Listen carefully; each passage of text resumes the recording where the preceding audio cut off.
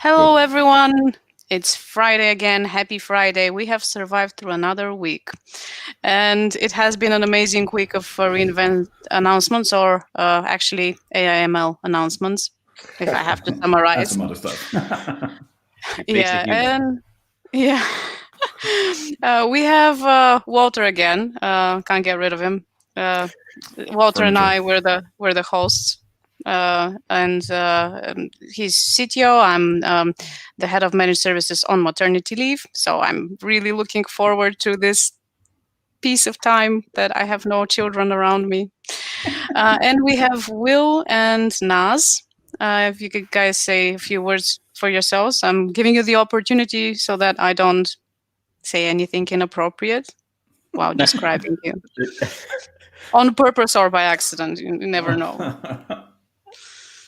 Okay, Naz? I'm a cloud engineer, and on a day-to-day basis, I work by helping engineers use AWS the right way. Will? And he's much smarter than he lets on, so he's very modest in these things, but that also goes for this one. This one. Yeah, I know. Which way? Will's not modest. Come on. I pretend to be modest so that it doesn't seem overbearing. So I don't even pretend. But yeah, go on, Will. So yeah, I'm Will Hall. I'm the managing consultant for DevOps. I do DevOps at HeleCloud, and I also part-time musician, guitar, so I can still sing. That's cool. Enough now. Thanks. We need a performance. We'll do one at the end if we run out of things to talk about, but that didn't happen last time. I'm pretty sure we'll fill up the 30 minutes. So SageMaker, everything. Everything is becoming smart.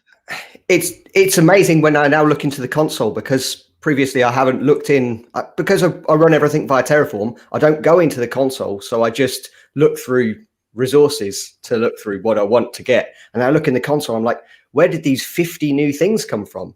Do I need them?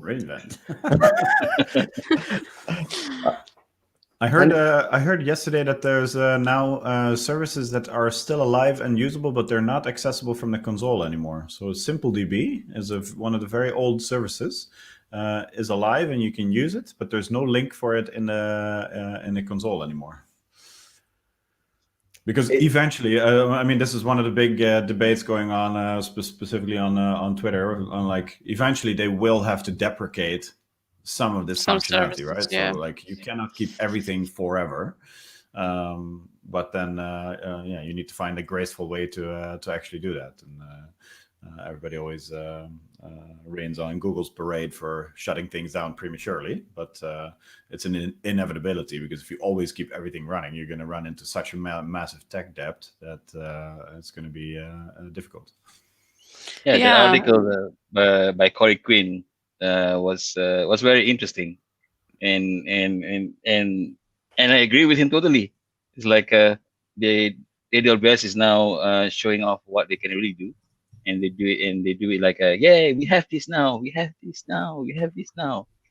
And the question is how it's going to be useful for us, and us means the larger customer base or the developers. How are they really going to use it? And the bigger question is that how long is it going to last, or is it going to be a feature that's going to be sustained over time, or they're just going to flip the switch and turn it off? Exactly. Because last year, I think it was on the last reInvent, was it that they announced Security Hub, or the one before? And it was supposed to be taking care of all the compliance standards. And now this year we have Audit Manager. I think it was he's been around for 2 years, Security Hub. And now we have Audit Manager, who is suddenly coming up with, I think, 3 compliance standards: GDPR, CIS, and PCI DSS. And when a Security Hub went live, it first only had CIS. And then I think last year it received PCI DSS. And now they're moving all this functionality into a new service called Audit Manager, which is great. I think this is going to kill a lot of the products out there that are doing security and compliance management for AWS. And the fact that you have 3 ready security compliance standards there is great, because it also means that you can have the full compliance controls by a subset of ready ones, and some that you can write yourself without going outside of AWS.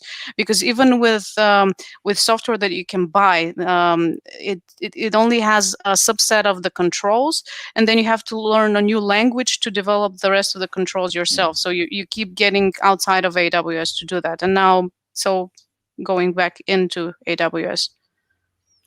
Yeah, I haven't looked at it yet, but it's funny because it's the age-old game of I used to do this when I went to actual physical reInvent, walk around the expo hall and predict which one of these SaaS startups that are dependent on AWS for their business model is going to be out of business either during this reInvent or the next, because AWS has figured out that this is an actual problem, and then they'll just release a service and put the next cohort of startups out of business.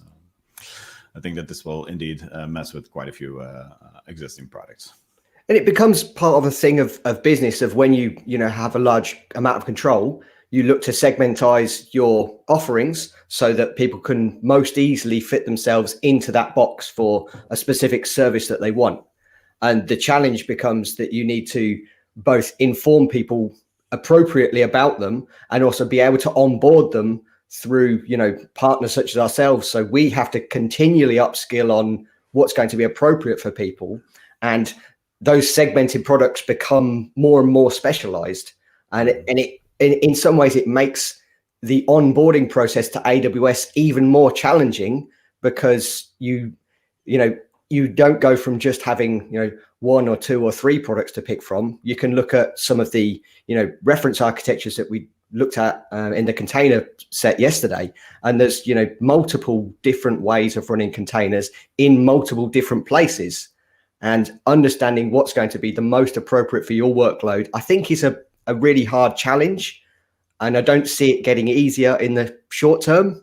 I think this is also supported by the fact that we now have partner badges for travel industry. So you have there's a competence APN partner competency for travel industry, and that simply is to facilitate this kind of stuff, so that if you're a company in the travel industry in 2 years from now, you will have a choice of partners who have the travel competency, so that you know that these partners actually speak your language. Because at the same time, what you're saying is right. But one of the things that we've been debating in HeleCloud for quite a while is the fact that we do AWS, and we can do AWS for pretty much any company that needs stuff on AWS. But that's really wide and unspecialized, and having these new services and having those partner competencies actually allows you to be more focused, and therefore hopefully provide more value to these companies that are in, let's say, the travel industry and want to onboard onto AWS. The question is that it becomes really difficult from an engineering perspective and from a sales perspective to know about every single service that exists. And so we even see that in HeleCloud as well. Like we have 120 something people, and we're already struggling with keeping everyone up to date with all the new things that we release and all the products that we sell, all the services that we sell. Let alone if you do this at an AWS scale, it's you can spend a PhD time worth of learning on what it is that every single service does. So it's definitely a challenge, I think. I think this is if I were running a business, this would be reason number 1 for me to outsource this as a service to a company like HeleCloud, because it is very difficult for people to switch from their comfort zone where they knew everything and they were just working on a subset of technologies to AWS where everything's changing once a week. And we are struggling, but keeping up to date quite nicely. I think that this is it depends a little bit on the company. I think Nazwa probably has a good insight into this, because if you're with a company that has a significant set of engineering power, Nazwa, maybe you can talk a little bit about the engineering size of the company you're with, and how they see this kind of specialization. Well, the size of the company that the client I'm working with has a very large group, engineering group. I think over 4,000 people, and even if with that large amount of engineers, their basic needs is the one that they really pay attention to, and the thing is, the behavior or the pattern that I'm seeing is that it's always about the basic needs. It's like, how do we do this with this service? How do we, if I take the example of AWS Audit Manager and also Security Hub, right? Is that if you look on the surface layer, these are actually two competing, similarly products, possibly competing with each other. So the question that always comes from engineers is like, how do I use product A from AWS that looks and feels and functions similarly to product B, and how do I actually integrate with it? Yeah, exactly. How do I use it? Should I integrate with it? Should I use one over the other, or should I use both? The challenge is, and most of the time the thought process will be like, okay, if I use both, there will always be a layer of overlapping layer between two competing products. So how do I determine, or how do I take out those competing layers, and making sure that my analysis or the thing I'm looking at fits the requirements or the objectives that I'm trying to achieve. So in to support in a very big group of engineers on a daily basis, we always have to carve out a story of how we use A and B together, and what A and B should not be used for. And most of the time, we really have to go deep dive into all the minute details of what the requirements are of the engineers. And we really have to ask tough questions for that. So, yeah, with all these different services and possibly competing products that AWS launches for this entire past 2 weeks, it's going to make a lot of people's life easier. But I have to say, it will make my life as a cloud engineer to support the engineers a lot more tougher, because I have to carve out a story and really understand the products and make sense for myself and also for the engineers I'm talking to. So that's quite a challenge. Yeah, no, I think it's a really good point. And so in a sense, we are lucky to have been early on the AWS platform, so you can actually see through the stuff, right? So I was talking to one of our junior sales guys who's just entered the IT scene. He's looking at this reInvent stuff, and he's like, Walter, there are so many announcements. What do I do? How do I learn about all of these things? And I quite literally told him, just look at what you want to look at, and what you learn is fine. Then come back in a month from now or in 2 months from now, and the things that you still hear about, those were the things that were important. And everything else you can just, well, not forget. But if we ever run into them, then you can look at them as on a need to know basis. But that's really difficult for newcomers in the space. And you know, what you were saying, in these large engineering organizations, there's always newcomers in the space, because AWS is not their core business. We're relatively lucky in that sense. But I think there's also the option that you can compare, so new product announcements with the incremental improvements that actually, you know, Nazrul said that, you know, with regards to the products that people use every day, then those incremental improvements actually become really critical items that come out of reInvent. So when we see, you know, even a 15% reduction in having to have overall compute power can be a really, really big improvement for an engineering capacity, and that can stay in, you know, EC2. So technologies that we already know and love and understand to an extent. And that becomes, you know, when we think about when Andy Yassi said about game changing, potentially the game changing is not through that, you know, massive leap to a new product. it's just 1% more every week or every month. It's that small change that makes the big difference over time of compound value. Yeah, I agree. It's if you look at last week's announcements of a millisecond Lambda billing, right? It's relatively small. You go from 100 milliseconds to 1 millisecond, but all of a sudden it changes how you can write Lambdas, and it's not a huge game changer, as in we have tons of new functionality. It's a relatively small tweak, but it is quite a differentiator, and similar the GP3 IO devices. You don't need to do anything. You can in place upgrade all your EC2 instances and save something like 20% of your cost on storage. That stuff is quite nice and will make a lot of customers happy. Why wouldn't I want to do that? It's a struggle to make a big banner out of it, right?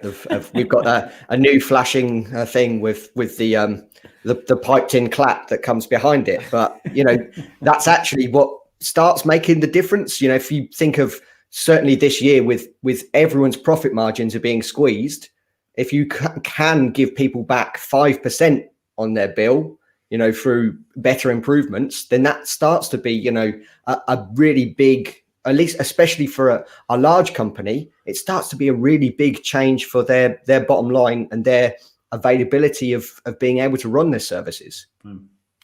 I agree.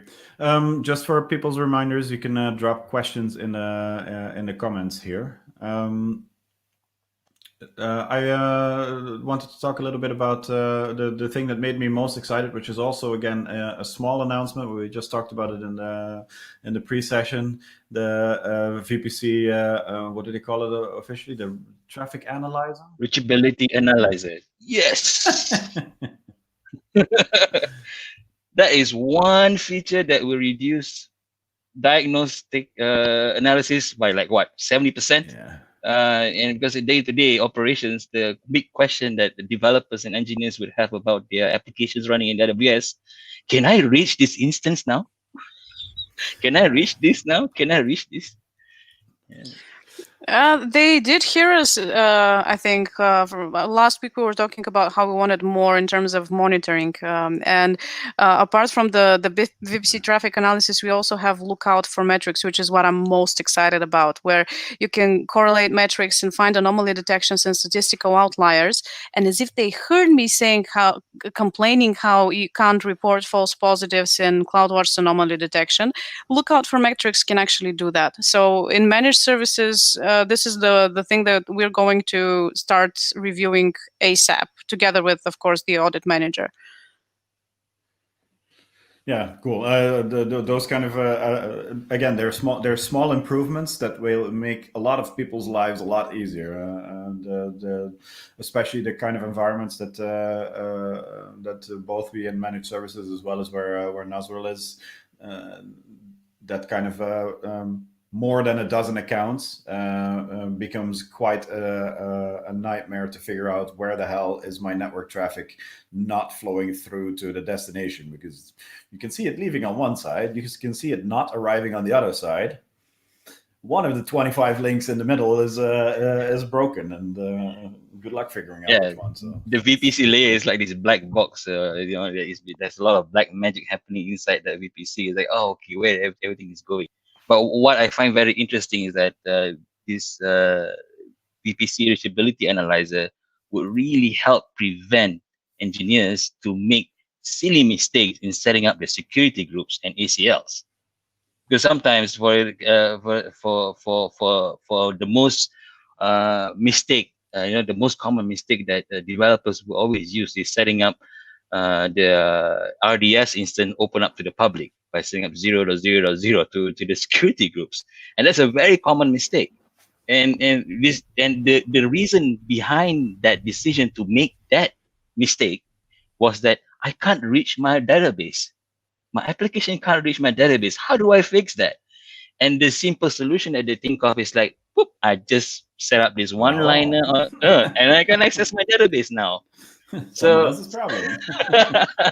and these are the reasons why you keep seeing all these data breaches, and these data breaches are usually caused by this very simple mistake.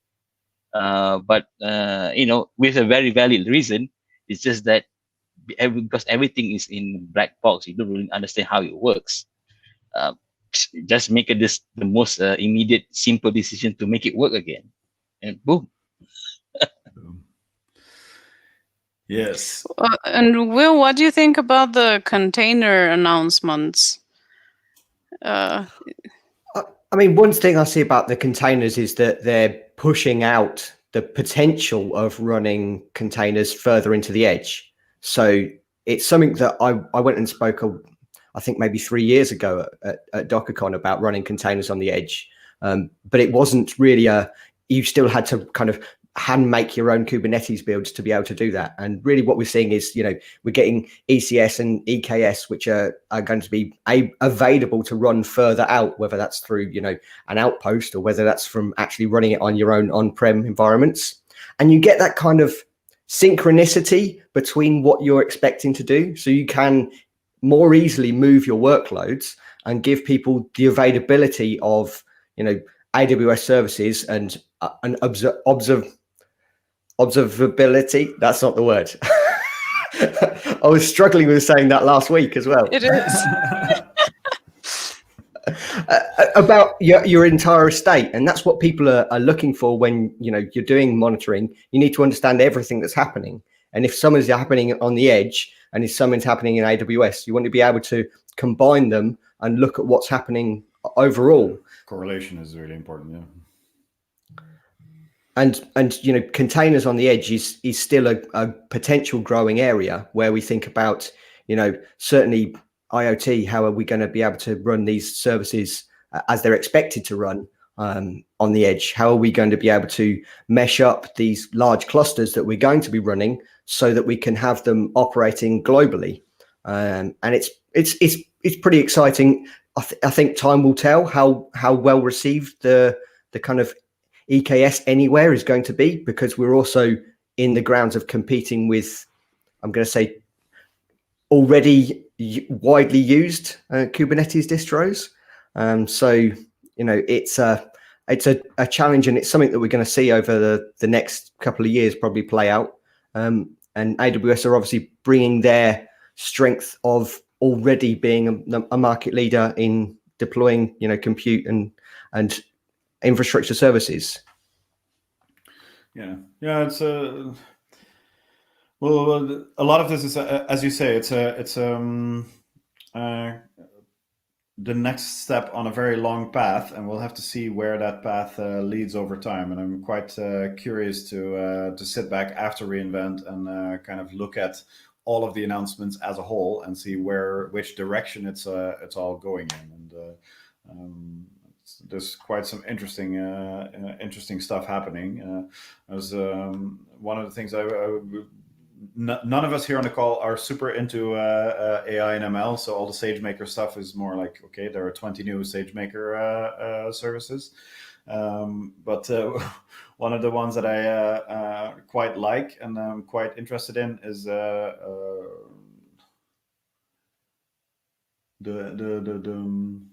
bias discovery one. I think it's called Clarify. SageMaker Clarity or Clarify, something like that. One of those. And what it does is it looks for bias in your data, and this can have quite widespread results.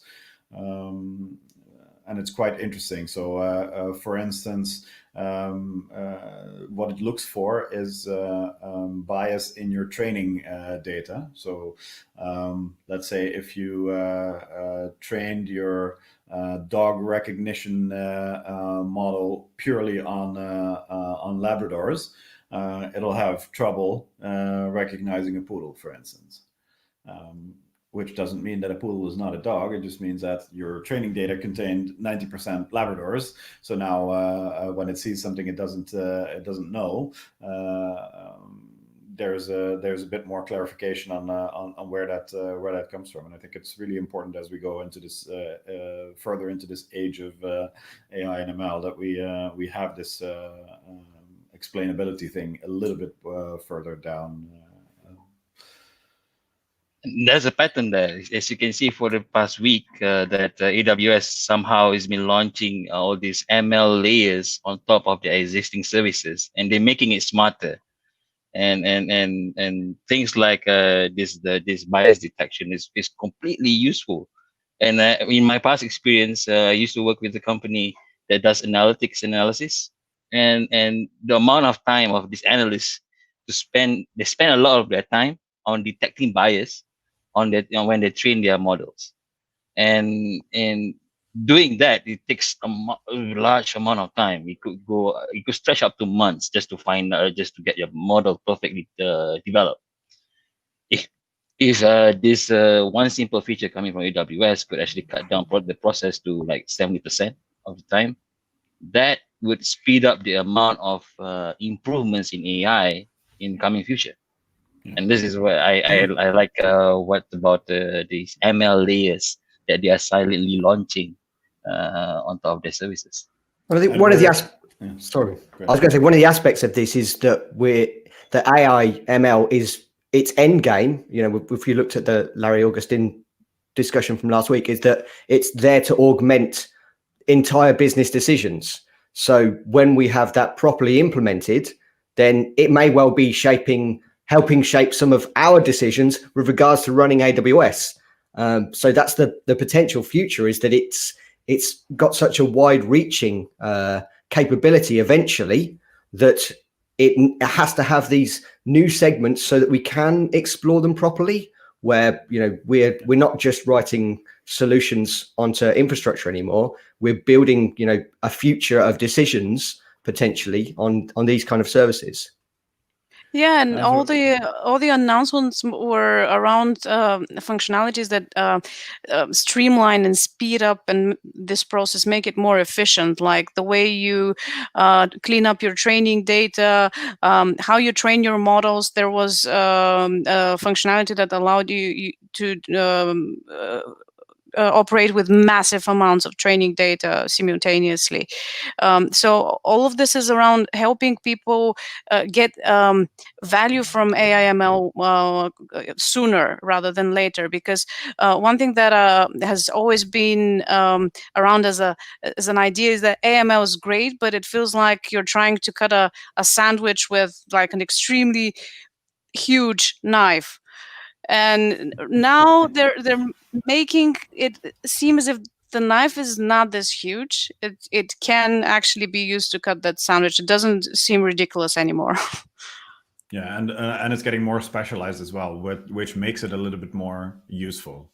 So these ML layers on top of certain products are actually implementations, and that's quite interesting because it sets a mindset. And I think that AWS has a history of dogfooding their own services. So these things come from, so the SageMaker announcements come from their teams running into specific problems. The way I see it is that a big part of that AIML world is currently living in the days of compiling kernel in production kind of stuff. That's what we used to do on the Linux side 20 years ago. It was totally normal to download a bunch of kernel source code and then compile it on a server and leave it running there, because that was the way to do it. And a lot of operational capabilities or operational technology needed to be invented to get to where we are now, where you're at immutable infrastructure, for instance. That simply wasn't technically possible. And I think the AIML world is really searching for those kind of next steps to bring the next the iteration where it becomes a bit more accessible for people and a bit more stable to run things in production over a longer period of time. I think one of the future challenges of this is not going to be in the technological capabilities, but we can see from Carlos's question that the big challenge for us as an industry is finding and upskilling the talent appropriately, because I know from personal experience, and it's finding data scientists who are able to utilize these kind of products is really the next challenge. That because it was something that literally, it was doctoral analysis 3 or 4 years ago that's now being presented as an option to businesses, but having the people who are capable of doing it is not necessarily synonymous with having the capability to do it. Yeah, I think it's very true. I think that I was speaking to someone who's been running AI businesses since 2016, and he very much rightly said that if you want to be at the cutting edge of this thing, you still cannot use the SageMaker things, because the SageMaker and all the productized solutions, because they are all catering towards the 80% rule. But if you're in the 20% where your business is the machine learning model, then you're going to fall outside of this space. And I think that most of the engineers who are currently specialized are actually in that 20% part. So it'll take non-data scientist people to go into data science, to explore it, to get to fall into that 80%, to actually learn how to operate that stuff properly. And we'll see. To answer Carlos's question, I don't think that 2021 will or will not be the year that ML goes mainstream, but I do think that we'll see more development to make it a little bit more usable. Yeah, slowly, there's going to be like a world where all these different robots and AI is going to take over the world. Oh, I can't wait. And you can see that. Yeah, we can see that by the product announcement, the way AWS is naming their products: Megatron, Gravitron. There was a Transformers reference. All those I was waiting for it. Yeah, yeah. I had the robot the soundtrack ready to launch. But unfortunately, somebody is doing something in my building right now. So, and that works too. So, but yeah, you can see the inspiration that they have is that they name all these products like Transformers, and they are launching all these different ML layers. And sooner or later, you're gonna see all these services becoming smarter on their own, possibly sentient beings. Yeah, well, we'll figure that out when we get there. Okay, final words, because we've used up all of our time. What do you want to hear next week? I'll start first. Yeah. I want to have a maintenance window in CloudWatch where you can shut them alarms up for a little bit while you do your business. Okay? Nice. I don't have any specific ones, but I'm looking forward to Werner's keynote, because they're always quite interesting things coming out of there. Not necessarily announcements, but the biology comparison he made last year was quite interesting. So I'm curious and looking forward to watch him speak. Yeah, Will, go first. For me, I'd probably say improvements in Cost Explorer. Because that would be brilliant to see, and could actually give almost everyone value. Yes, please. I have a long list of wish lists, but if I would actually pick one, it's the network layer in AWS. If they can actually unravel that and make it more software defined, and make it something that engineers can understand a little bit more better, that would be my wish list. And this VPC reachability layer, analyzer, and all these subsequent features that they have launched with Transit Gateway, it's really interesting. And we once had a really complex routing loop over BGP with one of our customers, and it took, I think, 2 weeks to resolve with the help of AWS support, because the network infrastructure was so complicated. They said they hadn't seen anything as complex on AWS at all. And it was extremely difficult to diagnose and impossible to diagnose without AWS support. So the more we can see from how the network works, the better. And yeah, thanks everyone for your time. I hope you enjoyed this week's session. I'm really liking these sessions. We should do this after reInvent as well. This was the awkward second album, right? Next week is the greatest hits album. Yeah. We'll do a reissue. Yeah. A mixtape. Next week we are on Thursday live, so please join us again. But you'll probably be spammed to death with links to it on our social and other places. Thanks. Thanks for being with us. Have a good weekend. Bye. Bye-bye. Bye.